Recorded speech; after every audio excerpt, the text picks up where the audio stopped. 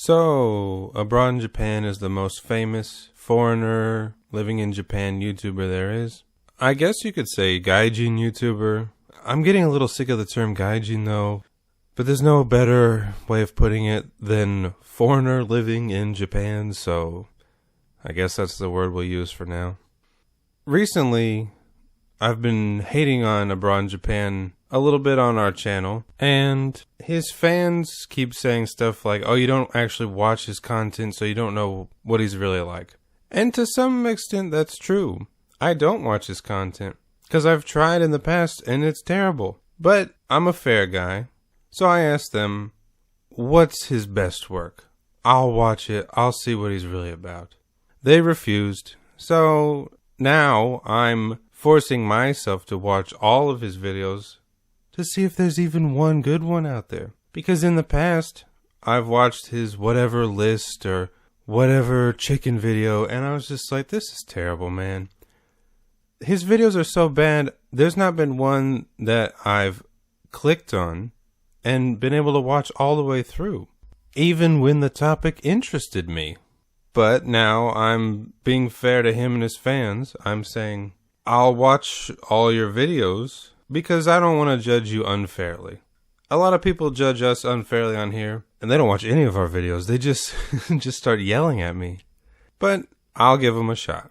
So I'm forcing myself to watch all of his abroad in Japan YouTube videos. I'm not going to watch the trash taste ones. I'm not going to watch his, I think it's called Chris Broad Podcast, which he should have called the Chris Broadcast. That would have been better, right? So actually, maybe can you change it to that? So that's why I'm doing this series. Here I'll be covering his first 5 episodes of his Abroad in Japan YouTube series. So here we go. So here's episode 1, My Japanese Apartment and Arriving in Japan. He starts off his entire channel with a joke about why doesn't England use hawks instead of alarm clocks. Is this the kind of British satire everyone keeps telling me about? Let's compare this intro with a real banger of an intro.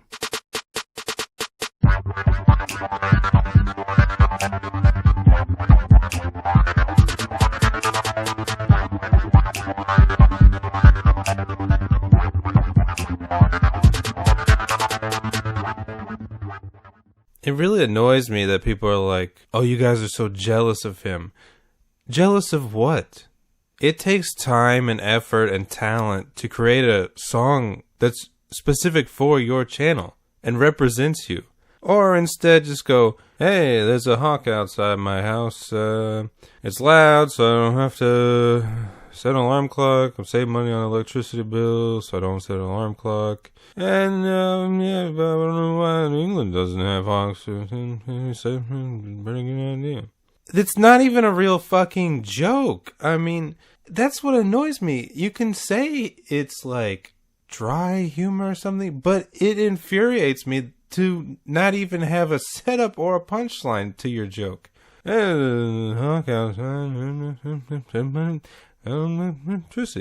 guess you don't charge your phone or have a clock either. It just doesn't even make sense. Hey, there's a hawk outside my apartment, so, I don't have to watch Animal Planet anymore. I'm saving money on my TV bill because I don't watch Animal Planet anymore because there's a hawk outside my apartment. Then I guess he goes into his, theme song, which is some travel clips set to some probably copyright-free music, which leads to a map of Japan with Yamagata highlighted on there. I'm assuming he was in jet and they stuck him out in the middle of nowhere. This next bit baffles me. He's talking with music playing over him, and then it abruptly cuts to him talking about the city. Did he forget to cut this out? Okay, this mountain joke is fine. Like, that was kind of funny. But he really lives in a shithole. Like, this is terrible. I wouldn't want to live here. It's nothing but, like, rice fields. Next is the apartment tour. First bit of British satire he says is, first thing you do, take off your Jesus sandals. It's funny, in America we just call them sandals, but in Britain apparently they call them Jesus sandals. Like, that's kind of interesting. With the Genkan joke, I actually don't know what he was talking about here. postman can come in, so lock your door. Like, I was really confused. Like, I actually don't know what that was about. Maybe his fans could explain it to me. Did that happen to him? What the hell is he talking about? I'm actually really confused with that. With his apartment tour, he seems to be trashing his apartment with British humor. Like talking about how small the cooking space is or how useless the toilet sink is. Like, that's all kind of funny. This is why I think he doesn't like Japan. It's a disappointing country. Like, you can tell he's disappointed in his living quarters, like, just in this first video. Like, I lived in Leo Palace, and for the first couple of months, I was just happy to be living, by myself. But I think in this, he's only been here a month. He's already like, this place sucks.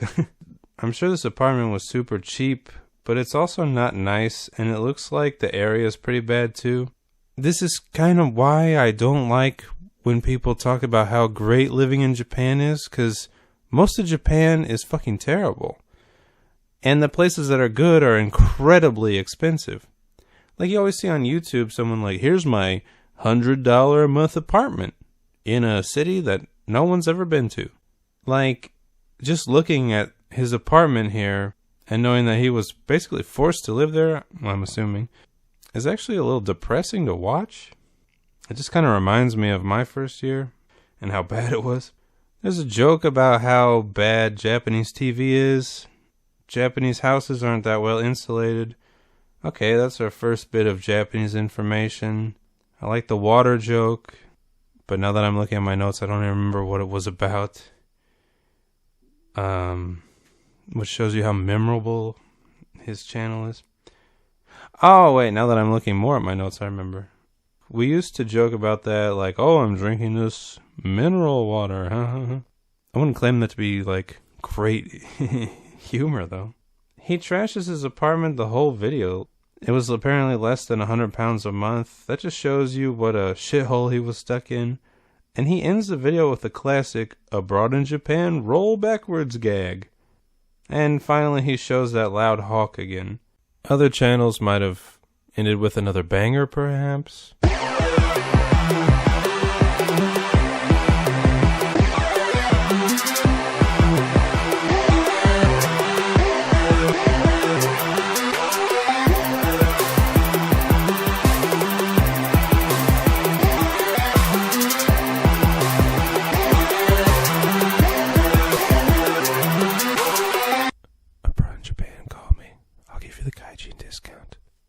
To be honest, it was kind of a nothing video. It didn't need to be made, and it did not need to be made. It was just like, here's my bad apartment out in the middle of nowhere. I think any appeal this video would have had would be that 12 years ago nobody knew anything about Japan, so maybe people would like seeing some real things, like old ladies at the fireworks display. It would have been interesting if he had gone into more detail about the apartment, though. For instance, I had a terrible apartment like that my first year, and people would vandalize my bike. My neighbors were super loud and had what I would call short-term sex. And it was about 30 seconds a day. And there were giant cockroaches in it, but like we didn't really get that. But I guess he's only been there a month, so maybe he hasn't seen the roaches yet. Abroad in Japan, release the roach clips, you fucker. Okay, episode 2, Living in Japan Culture Shock. First, I want to say that his tone and demeanor have changed drastically from the first video. Maybe he got a little confidence. He's watching some weird crap on TV and talking about snacks.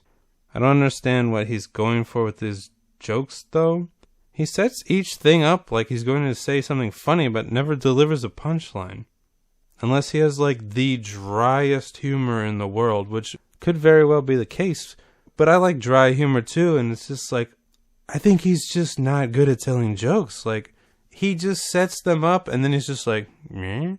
Like, Ricky Gervais does that sometimes, too, where he just doesn't finish the joke, but he's, like, kind of leaves it up in the air, or leaves it to the audience to fill in the blanks, or to fill in the punchline. But for Abroad in Japan, he just starts talking, and then he's just like, done with that? And it just cuts abruptly to something else. It's really bizarre. Next, he shows some random things in Japan, like windmills and a mural of a nude woman on the side of some random hair salon. Like, okay, this is kind of interesting. Japan does have some random nude artwork around town. Like, even in Osaka, there's like nude women statues here and there. So, I can see the appeal to this. Like, it's kind of interesting. Been in Japan about 2 months now. Everyone has an opinion about Japan, even after just 2 months. It's kind of annoying. Like, why don't you try waiting 5 years and working a terrible English job before you start your channel? But no, everyone thinks like, oh, I've been here about 2 days. I guess I can make a channel about how great it is. Man, the airport is just full of people flying around. That's amazing. What a great country. I've been here a full 62 minutes. I can just already tell it's a great country. He said multiple times that he doesn't speak Japanese. At least he's being honest. Like, it's refreshing to see someone just say, hey, I just came here. I don't know what's going on, and I don't speak the language. So I like that.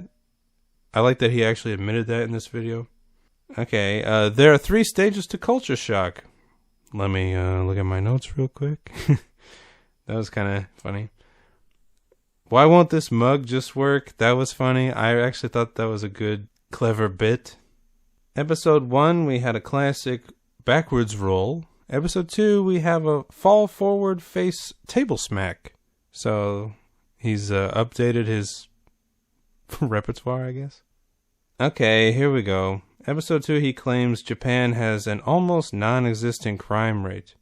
I don't know what is wrong with the UK. British people seem to hate Britain. But saying Japan has no crime, which is why people don't bust up vending machines, is a bizarre statement to make. In case anyone watching this doesn't know, Japan has plenty of crime. Okay, I know this I can't read Japanese, so I can't pay my bills thing was supposed to be a joke, but to be honest, I don't know why he said it. This video is about culture shock. Okay, paying the bills at the konbini is surprising for Westerners. But then to say that you can't read your bills so you're not going to pay them is stupid, because the numbers aren't written in kanji. They're written in Arabic numerals. And you can easily translate water bill on your phone. Like, it was just a weird way to phrase what he wanted to say. I don't know. I'm still a little confused by this. Also, I know his thing is supposed to be a joke, but I actually didn't pay my bills once because I was in America. And guess what? They just shut off the electricity. They didn't deport me. And once again, I know he's just trying to be humorous, but that's not a culture shock thing. They're going to just turn your electricity off in any country. Like, it's like he couldn't focus on what he wanted to talk about in this episode. Okay, Hankos are culturally different. That's good information. Why was his Hanko his first name? What an idiot. This shouldn't be called Abroad in Japan. He should have called it An Idiot Abroad. Oh, wait, that was taken? By who? Oh, a funny British person? But his Hanko just says Kurisu. That's kind of cute. But why didn't he have it say his last name? Like, they didn't have Kurisu just ready to buy. He had to special. I know, I've had to have him made myself. They had to specially make that for him.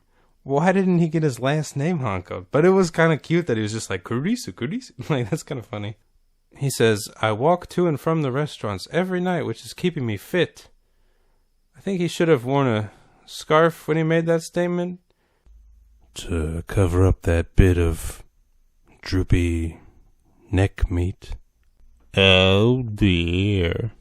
Kapazushi, this really, must be your first 2 months in Japan, because Japanese people don't even like kapazushi. I guess 12 years ago, kaiten sushi would have been cool to see for people living in America or Britain. And we get the first English thing. I know it was kind of funny back like 10, 15, 20 years ago. Like, English is so funny. I think I've just been in Japan so long, and I'm just so full of hate that, like, something as funny as concrete floor, it just doesn't amuse me anymore. But I think it would have been funnier when I was a kid, so fair enough. The bird outtake, as well as the windmills, I actually liked that. And then he brought up how great they were, so that was a good job of him. But the bird outtake was the best part of the video. I wish he was like this throughout all his videos. I liked seeing him smiling and being real for once. And I know it's so frustrating to make some video and then have a bird screeching outside your window, or in our case, Japanese people screaming, or cats fornicating, or like today, the entire time I was trying to make this video, my stomach going, and you go, come on, can I just get 1 minute where I'm uninterrupted by something? But yeah, like, that's funny. Like, I enjoyed seeing him being more real, I would say. But yeah, it's, I wish he would do it more often. Just be cool. Episode 3, Driving in Japan, Beginner's Guide. Nice balloons, bro. Okay, let me say that since episode 1, he's already gotten pretty cocky. Like, his persona, I guess, is just completely different. Also, as far as I know, this is only 3 months into living in Japan for him. And he uses this stereotypical Japanese music from, like, old-ass Dragon Ball animes, like, like, it's a little racist. Why would driving on the left-hand side of the road be strange? Also, Japan was never ruled by the samurai. They were ruled by the emperors and the daimyos. That's just like saying America was ruled by the cowboys. Like, that's stupid. Also, I like how his notes are in the passenger seat. Let me just take a look down here. At first I thought he was just nervous, but then I was like, oh wait, no, his notes are down there. Which I know from doing videos and stuff. Okay, I didn't know the K cars had yellow plates and the regular cars have white plates. With LeBron Japan's videos, you get 1 bit of trivial information per episode. That's nice to know. I'm sure the punishment for foreigners getting caught drinking and driving are much higher than Japanese people. There are a lot of Japanese people who drink and drive, by the way. I don't know if they would deport you, but, well, I don't know. They really don't like us here, so that'd be a good excuse to kick someone out, I guess. But I'm shocked that he's even driving. It would have been nice if he had said, I have a Japanese license or I have an international license. But that would have been too helpful. I know he's out in the countryside, so they sometimes buy people cars, or I don't know, but I'm assuming he had to drive to get to his school. Mine was pretty countryside too, but I just had to ride a bike through the blizzards and the heat. My company wasn't as helpful.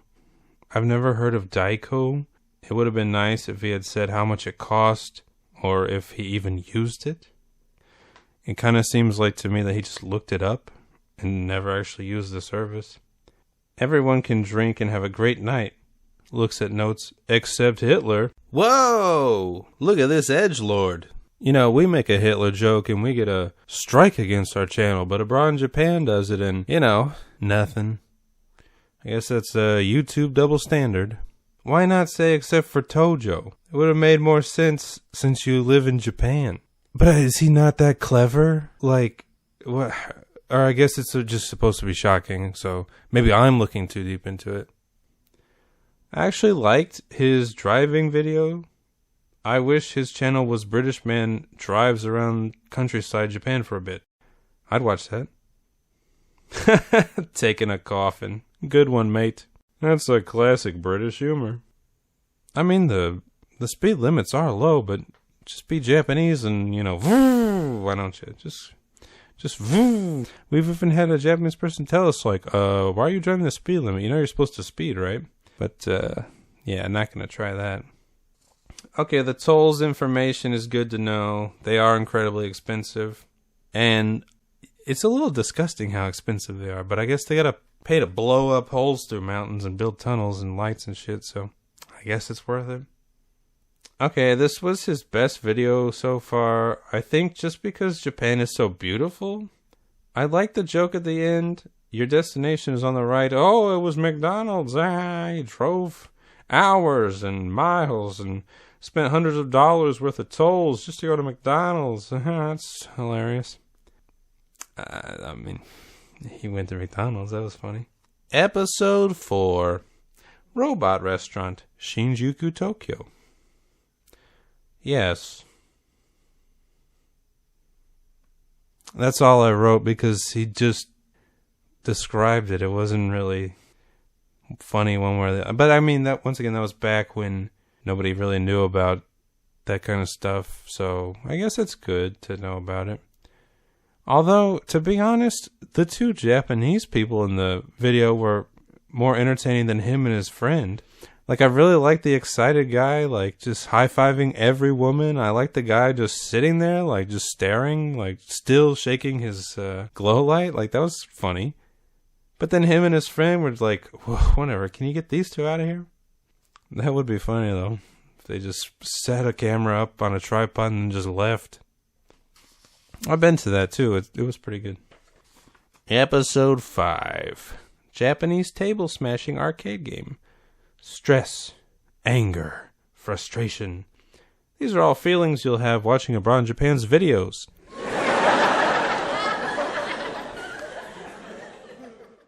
Actually, in Japan, the way most people express their anger or relieve their stress is to stalk girls' bars women and kill them.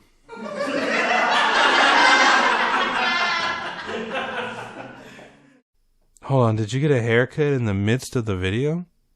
It's a little distracting going back and forth between haircuts. I just picked up on that. Can you maybe not do that? And it's in between, like it's not like half and half. It's like he filmed half of it and then was like, oh, I forgot to talk about this.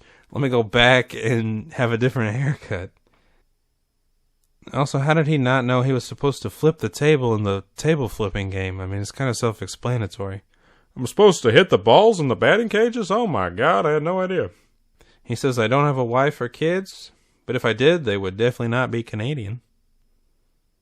I wonder if he kept that promise. I haven't seen an angry Japanese person in the last 6 months that I've been here. Really? I find that hard to believe.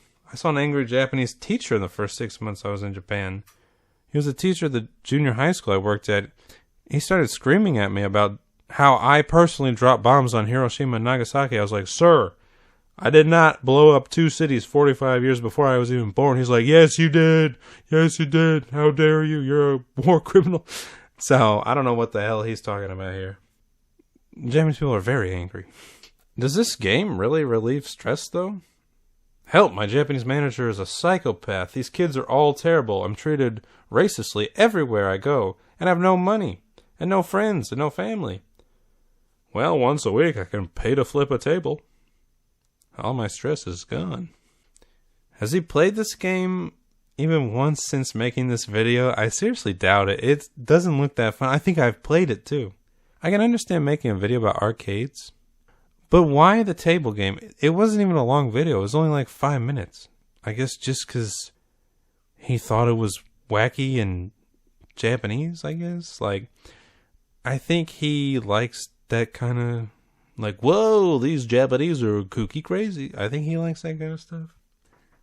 In conclusion, I think ultimately why I don't like him is because he literally is just abroad in Japan. Hey, I'm in Japan. There's a lot of vending machines. Oh, okay. Here's a car I rented. All right. Here's my shitty apartment and like all these rice fields. Okay. If his personality was better or if he was funnier, the boring videos would be fine. Or if he did like a deep dive into each topic, that would be more interesting. But each thing is, here's my small kitchen, joke that flopped. Here's my convenience store, joke that kind of succeeded. These videos were all in his first 6 months of living here. I'm hoping that they eventually pick up, because so far, there's really not much to comment on. Like, I feel a little stupid commenting on these videos because now I look like an asshole. Like, it just seems like I'm picking on, what's a YouTube-friendly word? Let's just say picking on a little boy, a little child. As an adult, it feels like I'm just picking on him. But he has 3 million followers.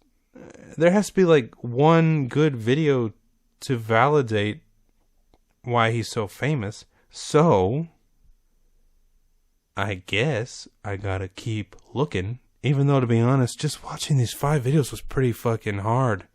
I had to take a couple breaks because I was just like, these are so bad. And even his fans commented like, oh, well, you can't judge his old videos for being bad because they're old. I'm like, okay.